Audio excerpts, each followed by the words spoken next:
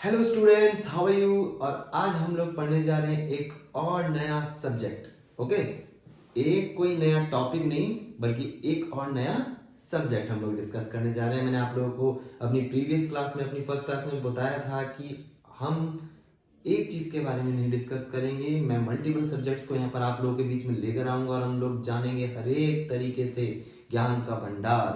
ठीक है, तो आज हम लोग शुरू कर लेते हैं भैया अपनी एक और नई क्लास। और ये क्लास शुरू होती है पीडियाट्रिक्स ऑफ नर्सिंग से। कहां से? पीडियाट्रिक्स। ठीक है, ओके भैया। अब पीडियाट्रिक्स, पीडियाट्रिक्स भैया, पीडिया को सब लोग जानते हैं। ठीक है, क्या है? Ped means childrens, means child.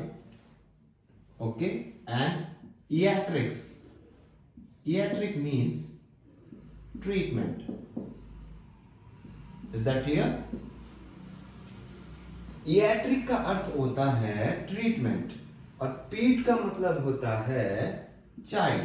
तो किसके ट्रीटमेंट के बारे में हम लोग बात करेंगे? चाइल्ड के ट्रीटमेंट के बारे में बात करते हैं हम लोग इस सब्जेक्ट में, जिस सब्जेक्ट का नाम है पीडियाट्रिक्स। सो नाउ बात तो करेंगे, लेकिन हम लोगों को कुछ चीजें बेसिक जाननी जरूरी है। तो हम लोग कोई डायरेक्टली जंप नहीं करेंगे पीडियाट्रिक्स के ऊपर। ठीक है, हम लोग कुछ पहले मेजर कॉन्सेप्ट्स को क्लियर कर लेंगे। क्या क्या पैरामीटर्स हैं हम लोग उनके बारे में जानेंगे। क्या क्या उसका एग्जामिनेशन है, कैसे कैसे हम लोग उसका फिजिकल एग्जामिनेशन कर लेते हैं हेड टू टो, उसके बारे में जानेंगे। ठीक है, फिर वहीं हम लोग धीरे धीरे आगे बढ़ेंगे और उससे रिलेटेड बहुत सारे डिजीज कंडीशंस जो आएंगी उन सिचुएशंस के बारे में हम लोग जानेंगे। बहुत सारी चीजें इसके बारे में अभी हम बाद में वो सारी की सारी चीजें सीक्वेंस वाइज डिस्कस करेंगे।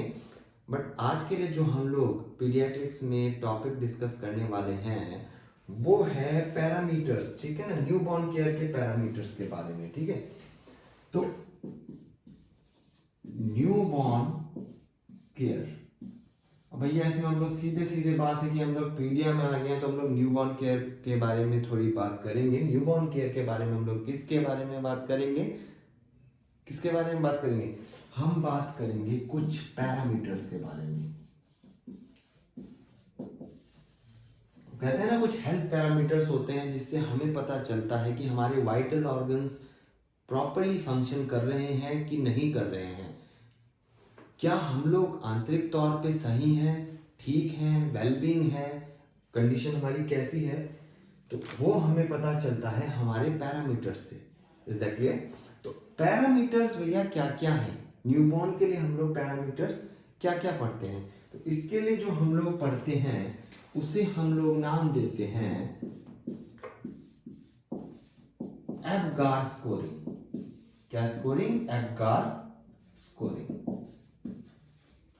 स्टार्ट करेंगे आज एप्गार स्कोरिंग। आज ये क्लास बेसिकली रहेगी एप्गार स्कोरिंग के ऊपर ही। एप्गार स्कोरिंग के ऊपर ही हम लोग फोकस करेंगे और एप्गार स्कोरिंग को हम लोग बाय हार्ट करेंगे, अच्छे से सीखेंगे।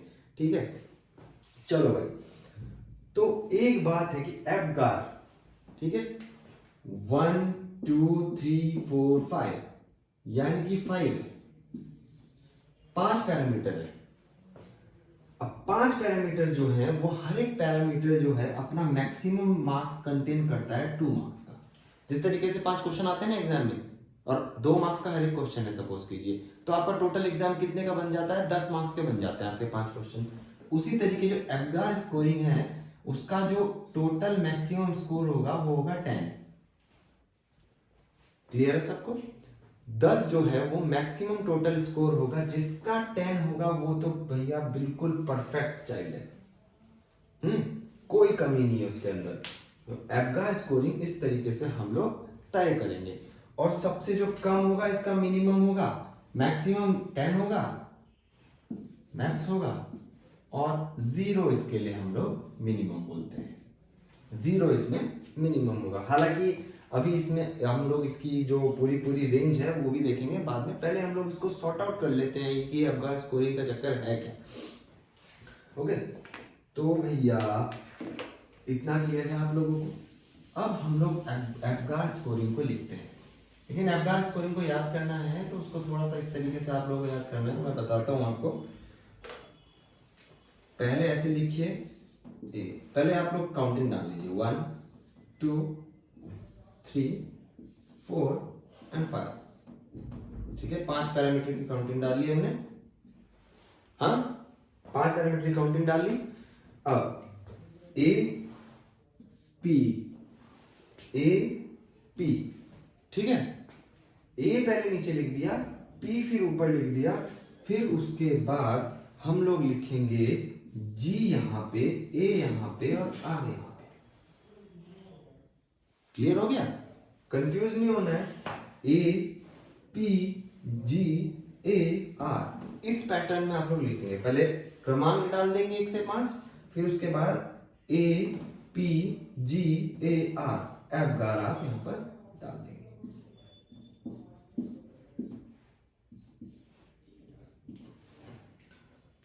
हाँ भाई, तो अब आप लोग इससे समझेंगे क्या?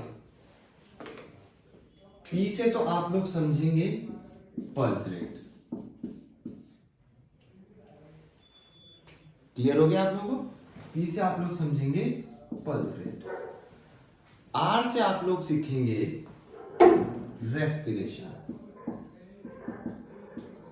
आर से आप लोगों को क्या देखने को मिलेगा? रेस्पिरेशन। अब ए से आपको क्या देखने को मिलेगा? ए से आप लोग देखोगे एक्टिविटी, और जी से आप लोग देखोगे ग्राइनेस। क्या देखेंगे आप लोग? ग्राइनेस। भैया ये ग्राइनेस क्या होता है, ये एक्टिविटी, सब कुछ हम लोग डिस्कस करेंगे अभी।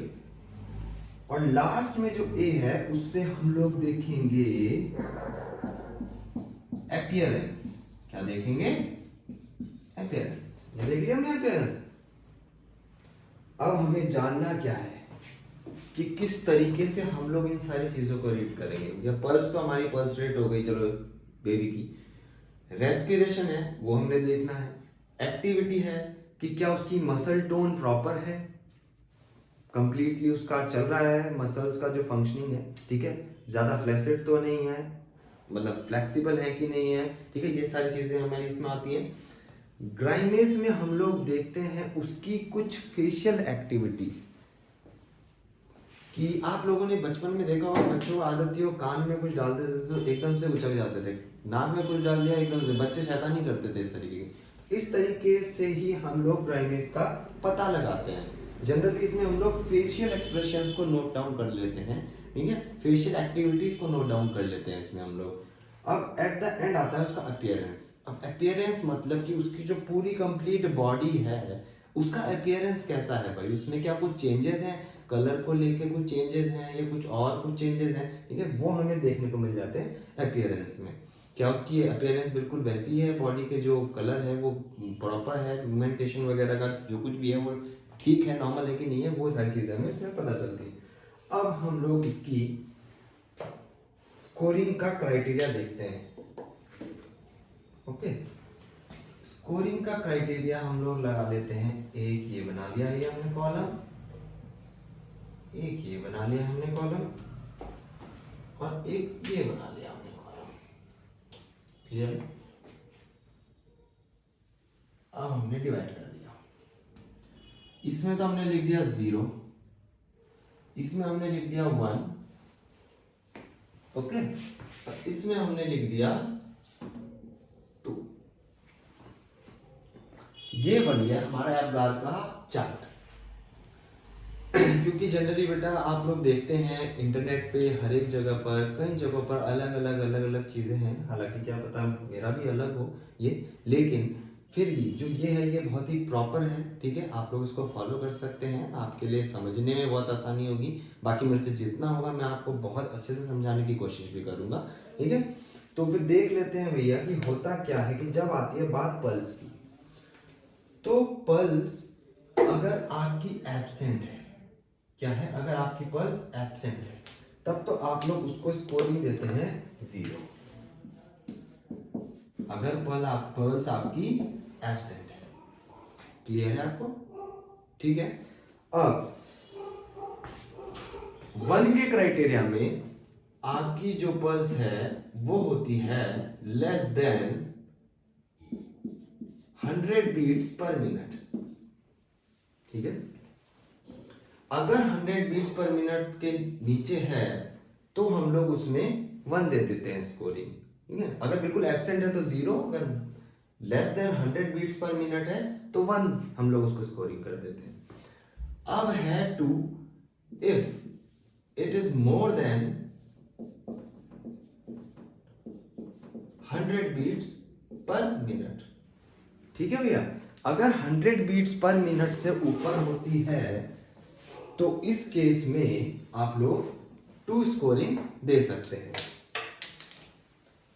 लेकिन आप लोग एक बात खुद सोचिए कि भैया यहाँ पर 100 बीट्स पर मिनट से ज्यादा हो गई तो फिर क्यों उसको 2 दे दिया स्कोरिंग? सबसे ज्यादा स्कोरिंग क्यों? क्योंकि आप लोगों को ये चीज पता होनी चाहिए कि 120 से 160 बीट्स पर मिनट जो है वो जो बच्चा होता है उसकी जनरल पल्स रेट जो है वो इतनी होती है। ठीक है ना, इतनी तक जा सकती है। तो कहने की बात वही है कि ये नॉर्मल है। ठीक है ना, तो आपका जो 2 स्कोरिंग है इसलिए हमने more than 100 beats per minute पे उसको नॉर्मल कराया। अब आएंगे हम आगे। अब आता है रेस्पिरेशन। रेस्पिरेशन का बड़ा खेल है भैया। रेस्पिरेशन में क्या करेंगे आप लोग? चेस्ट पे क्या हाथ रख के देखेंगे, उसकी रेस्पिरेशन काउंट करेंगे कितनी क्या कैसे रेट आ रहा है? नहीं, ऐसे नहीं होता। एक्चुअली न्यूबॉर्न के केस में जब आप न्यूबॉर्न केयर कर रहे हैं, वहां की जब आप पैरामीटर्स को चेक कर रहे हैं, वहां का जब आप रेस्पिरेशन देख रहे हैं, तो आप जो क्या चीज आप लोग उसके लिए चेक करते हैं रेस्पिरेशन के लिए? तो रेस्पिरेशन के लिए आप लोग चेक करते हैं उसका प्रॉपर क्या रिस्पॉन्स। ठीक है ना, उसके एफर्ट्स। ठीक है, वो क्या एफर्ट्स दिखा रहा है बच्चा। ठीक है, उसके एफर्ट्स क्या है? तो भैया एफर्ट्स किस तरीके से बच्चा दिखाएगा? रोकर दिखाता है बच्चा एफर्ट्स। ठीक है ना, when the baby will cry.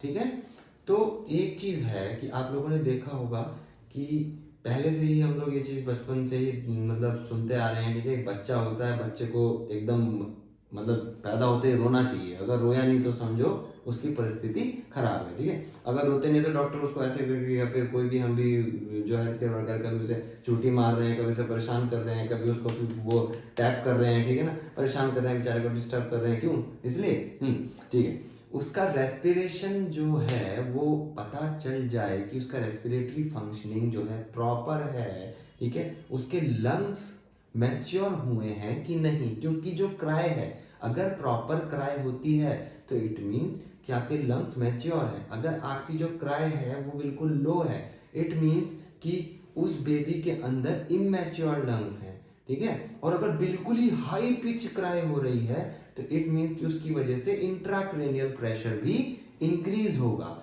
ठीक है ना, इन 3 पर्सपेक्टिव्स को आप लोग हमेशा ध्यान रखेंगे रेस्पिरेशन में। ठीक है, कि एक तो ये कि अगर बिल्कुल लो क्राई होगी यानी कि इमैच्योर लंग्स हैं, अगर गुड क्राई होगी तो ठीक है, वेल एंड गुड। अगर बिल्कुल भी क्राई नहीं हो रहा है तो फिर तो भैया बहुत बुरी स्थिति है। लेकिन अगर बिल्कुल बहुत ज्यादा हाई पिच क्राई हो रहा है तो उसकी वजह से इंट्राक्रेनियल प्रेशर जो है वो बढ़ जाएगा। ठीक है ना, इंक्रीज हो जाएगा। हमारे क्रेनियम में अंदर जो यहाँ पर जो ऊपर प्रेशर है ये भी इंक्रीज हो जाएगा।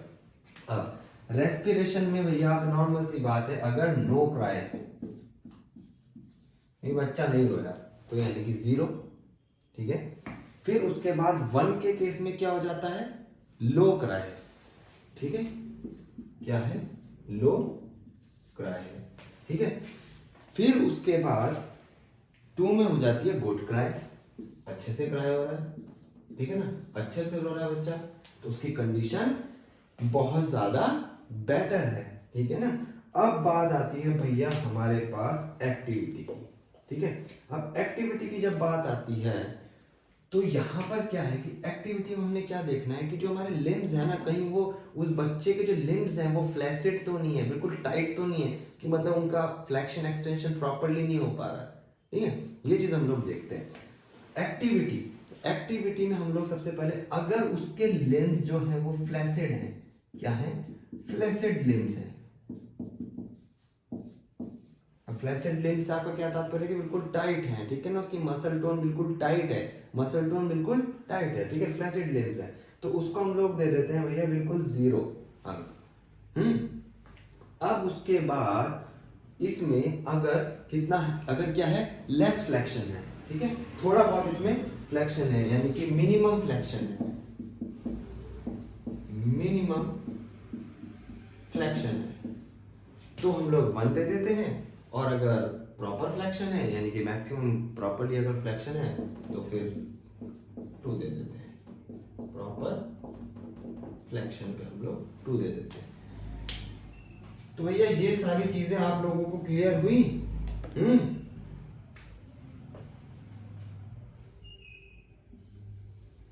ये आ गया इसका, ये आ गया इसका, भाई ये आ गया इसका, हाँ, ये चार्ट क्लियर होता जा रहा है, ठीक है। गुड फ्लेक्शन हो गया, प्रॉपर फ्लेक्शन हो गया, गुड क्राई हो गया, ठीक है, प्रॉपर फ्लेक्शन भी बोल सकते हो, गुड फ्लेक्शन भी बोल सकते हो, ठीक है। अब भैया आती है बात, हमारे पास जो अगली बात आती है वो आती है ग्राइमेस की, ठीक है। अब ग्राइमेस की कंडीशन में क्या है, हम लोग, मैंने बताया कि हम लोग उसके फेशियल एक्सप्रेशन को देखकर बताते हैं, ठीक है ना, लेकिन कैसे, वो फेशियल जो एक्सप्रेशंस आ रहे हैं वो रिस्पॉन्स है किसी न किसी चीज का। इसमें हम लोग क्या करते हैं, नेसल कैथेटर का यूज करते हैं, नेसल सक्शन कैथेटर का यूज करते हैं, ठीक है। जब हम वो नेसल सक्शन कैथेटर इंसर्ट करते हैं उसके नोज में, ठीक है, अगर नो रिस्पॉन्स आया, अगर कुछ भी रिस्पॉन्स नहीं किया बेबी ने, तो उसको हम लोग 0 मार्किंग दे देते हैं, ठीक है ना, 0 मार्किंग दे देते हैं अगर कोई भी रिस्पॉन्स नहीं आया। और अगर उसके अंदर मिनिमम प्रॉम्प्ट रिस्पॉन्स आया, ठीक है, मिनिमम रिस्पॉन्स आया, थोड़ा सा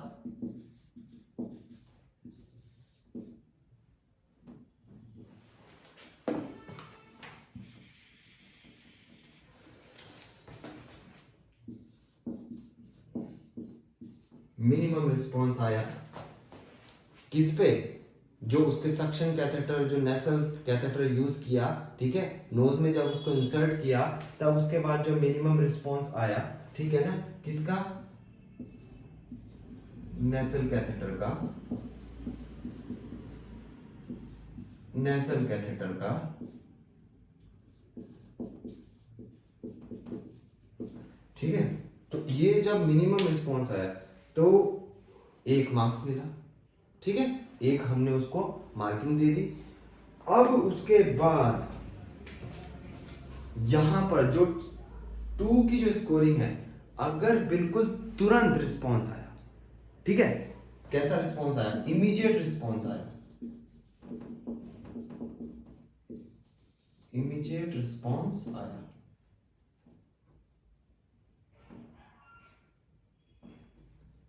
इमीडिएट रिस्पॉन्स, ठीक है ना, इमीडिएट रिस्पॉन्स आया। अब तुरंत के तुरंत इमीडिएट रिस्पॉन्स आया, तो इसका मतलब अब हम उसको दे देंगे मार्किंग 2, ठीक है। अब एट द एंड हमारे पास रह जाती है उसकी अपीयरेंस। अपीयरेंस का खेल क्या है, देखिए, अब अपीयरेंस का खेल समझिए आप लोग। ये इसका पार्टीशन कर दिया हमने, आई थिंक इतना आप लोगों को क्लियर होगा। अब अपीयरेंस में क्या होता है कि अपीयरेंस में हम उसकी त्वचा को देखते हैं, उसकी बॉडी को देखते हैं, और जब हम उसको देखते हैं, अगर उसकी बच्चे की जो बॉडी है वो पेल और ब्लू है, तो वो कंडीशन होगी 0 की। अगर जो बॉडी का कलर है वो कैसा होगा, पेल और ब्लू, ब्लू यानी कि उसमें साइनोसिस हो रखा होगा, क्या हो सकता होगा, साइनोसिस हो रखा होगा, ब्लू इज डिस्कलरेशन, ठीक है। और या फिर पेल कलर होगा, यानी कि पूरा का पूरा बॉडी का या तो पेल होगा, या तो पीली पड़ी हुई होगी बॉडी, या तो फिर उसका कलर ब्लू हो जाएगा, ठीक है, इतना क्लियर है आप लोगों। तो इस कंडीशन में अपीयरेंस में हम लोग दे देंगे 0। अब सेकंड कंडीशन है कि 1 मार्क्स हम कब दे देंगे इसको, 1 मार्किंग हम कब करेंगे उसकी, अगर उस पर्टिकुलर बेबी का जो ट्रंक है, ट्रंक यानी कि धड़, ठीक है, धड़ है वो तो पिंक है, क्लियर, लेकिन जो उसकी एक्सट्रीमिटीज हैं वो ब्लू है, क्लियर हो रहा है आपको। इसमें क्या है कि ट्रंक तो जो है वो तो पिंक है, लेकिन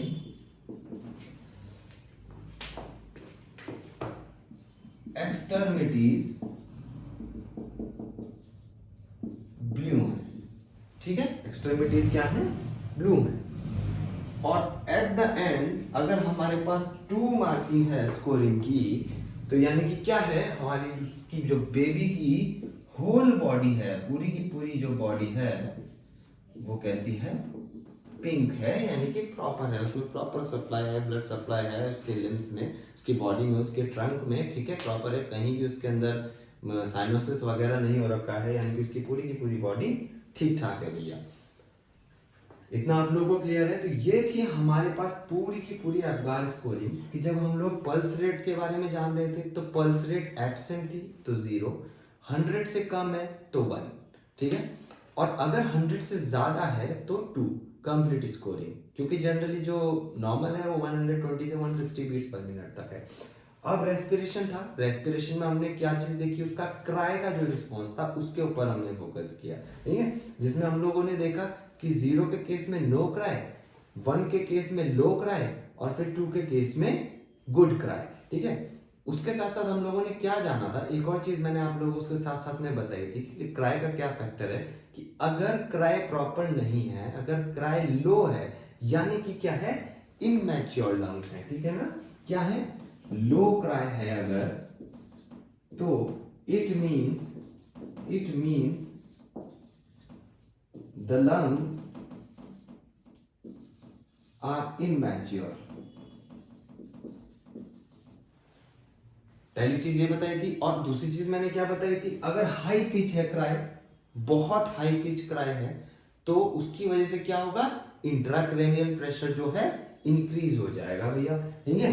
हाई पिच क्राई से क्या होगा,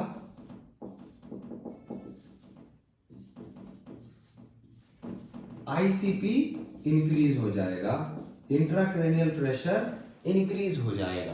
क्लियर हो गया आप लोगों को कि क्या हो जाएगा। अब इसके बाद नेक्स्ट जो हमने देखा था रेस्पिरेशन के बाद, वो हमने क्या देखा था, इसकी एक्टिविटी देखी थी, उसकी मसल टोन देखी थी, उसमें हमने देखा था कि फ्लैसिड लिम्ब है, अगर फ्लैसिड लिम्ब है तो बिल्कुल 0, ठीक है। उसके बाद मिनिमम अगर फ्लेक्शन है तो 1, एट द एंड अगर उसके पास गुड फ्लेक्शन है तो यानी कि 2। फिर उसके बाद हमने ग्राइमिस देखा, ग्राइमिस में हमने देखा अगर नो रिस्पॉन्स है, बिल्कुल कोई रिस्पॉन्स ही नहीं आ रहा है, हमने उसके नेसल सेक्शन कैथेटर उसके नोज में हम लोग थोड़ा थोड़ा इंसर्ट करते हैं, उसको इरिटेट करने की टाइप की कोशिश करते हैं, कोई रिस्पॉन्स ही नहीं आ रहा है, कोई ग्राइमिस नहीं है, कोई फेशियल एक्सप्रेशन नहीं है फेस पे, ठीक है, तो इसका मतलब 0। फिर उसके बाद अगर थोड़ा सा रिस्पॉन्स है, मिनिमम रिस्पॉन्स है तो 1, और अगर इमीडिएट रिस्पॉन्स है भाई तुरंत के तुरंत, एकदम अभी हल्का सा मतलब टच भी नहीं हुआ, एकदम बच्चा वो हो गया, उचक गया बच्चा एकदम से, तो वो 2 हो गया, ठीक है।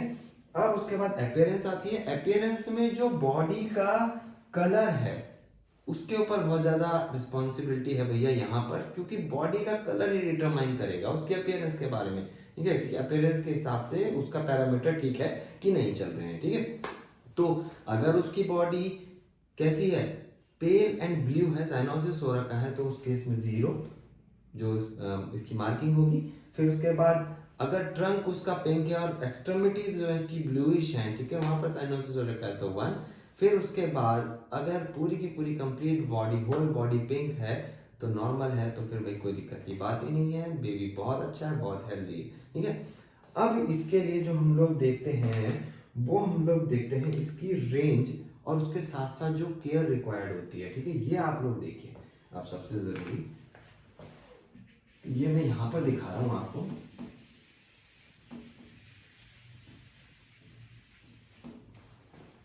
ऊपर लिख रहा हूं इसके, यहां से आप लोग देख सकते हैं, फिर उसके बाद आप लोग मैच करके उस क्राइटेरिया से समझ जाएंगे।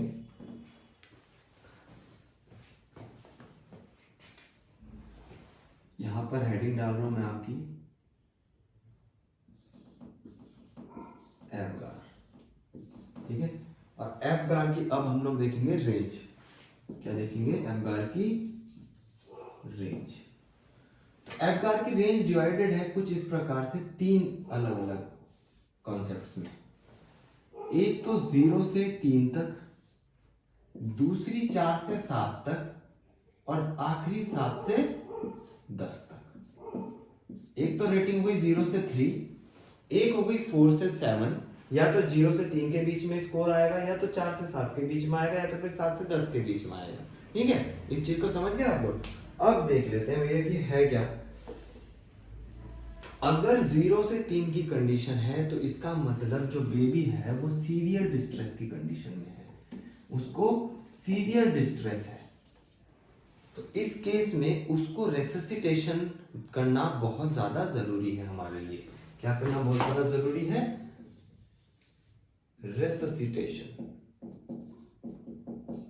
तो रेससिटेशन से हम लोग क्या समझते हैं? रेससिटेशन का अर्थ होता है उसको रेस्क्यू करना, ठीक है ना, रेस्क्यूअर्स।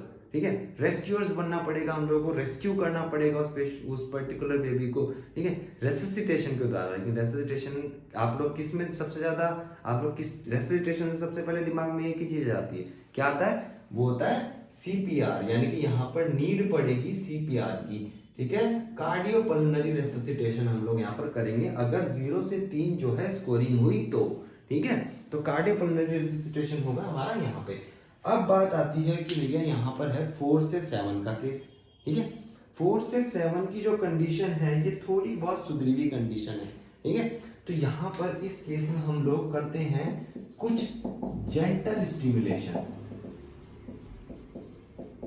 ठीक है, क्या कर देते हैं? कुछ थोड़ा जेंटल स्टिमुलेशन कर देते हैं। जेंटल स्टिमुलेशन हम लोग कैसे कर देते हैं कि हम लोग उसको दे देंगे जैसे कि ऑक्सीजन थेरेपी, इसका बेस्ट एग्जांपल। ठीक है, उसको हम लोग O2 थेरेपी पे रख देंगे और उससे उसकी कंडीशन थोड़ी सुधर जाएगी, क्योंकि अभी उसकी जो ट्रंक थी वो मैंने आपको बताई थी। ठीक है, लेकिन जो उसके एक्सट्रीमिटीज थे वो थोड़े उसके ब्लू थे। ठीक है, उस केस में हम लोगों ने अगर उस चीज को ट्रीट करना है तो फिर जेंटल स्टिमुलेशन करेंगे, थोड़ा बहुत स्टिमुलेट करेंगे और वो इंप्रूव हो जाएगा, उसको O2 थेरेपी वगैरह हम लोग दे देंगे। और 7 से 10 है तो भैया बिल्कुल सब कुछ ठीक है, कोई दिक्कत की बात नहीं है, ज्यादा कोई टेंशन नहीं लेनी है और सीधे सीधे कह देना है कि इस पर्टिकुलर जो बेबी के लिए कोई ऐसे हाई प्रोफाइल स्पेसिफिक इंटरवेंशंस की जरूरत नहीं है। ठीक है, ये डेली रूटीन केयर के बेस पे आप लोग इसको मैनेज कर सकते हैं। ठीक है, इसकी आप लोग डेली रूटीन केयर मेंटेन रखें और इसकी कोई खास रिक्वायरमेंट नहीं रहेगी, आप लोग रूटीन केयर करते रहें। तो 0 से 3 में क्या हो गया था? सीवियर डिस्ट्रेस की कंडीशन थी, रेससिटेशन रिक्वायर्ड था, यानी कि we need CPR for that particular baby. And अगर 4 से 7 की स्कोरिंग आपकी थी तो उस केस में आपने जेंटल स्टिमुलेशन करना था, gentle stimulation in the form of oxygen therapy. और अगर आपकी ये कंडीशन अच्छी है, 7 से 10 की कंडीशन आप लोग उसमें फाइंड आउट करते हैं, तो उस केस में आप लोग डेली रूटीन केयर जो है उसको कंटिन्यू कर सकते हैं। ऐसा कोई स्पेसिफिक इंटरवेंशंस की आपको जरूरत नहीं पड़ेगी। अब इसमें पल्स रेट है, रेस्पिरेशन है, एक्टिविटी है, ग्राइमेस है, अपीयरेंस है। तो आई होप सो कि आप लोगों को पूरा का पूरा एप्गार स्कोरिंग आ गई होगी। एप्गार स्कोर एक बहुत ही मेजर पैरामीटर है बेबी की हेल्थ का, न्यूबॉर्न की केयर का। तो न्यूबॉर्न की केयर जानने के लिए आपको एप्गार स्कोर का क्लियर होना बहुत ज़्यादा ज़रूरी है। आई होप सो कि आप लोगों को ये सारी चीज़ें समझ में आ गई होंगी। ग्राइमेस का आप लोगों को पता चल गया होगा। चलिए आपके लिए मैं यहाँ पर लिख देता हूँ, आपको लर्न करने में इजी रहेगा। ग्राइमेस में हम लोग फेशियल एक्सप्रेशंस पे भी ध्यान देते हैं जैसे कि, ठीक है, और एक्टिविटी में हम लोग क्या करते हैं? मसल टोन पे ध्यान देते हैं। ठीक है, मसल टोन लिख दिया मैंने यहाँ पर। रेस्पिरेशन के केस में हम लोग उसके एफर्ट्स के बारे में ध्यान देते हैं। ठीक है ना,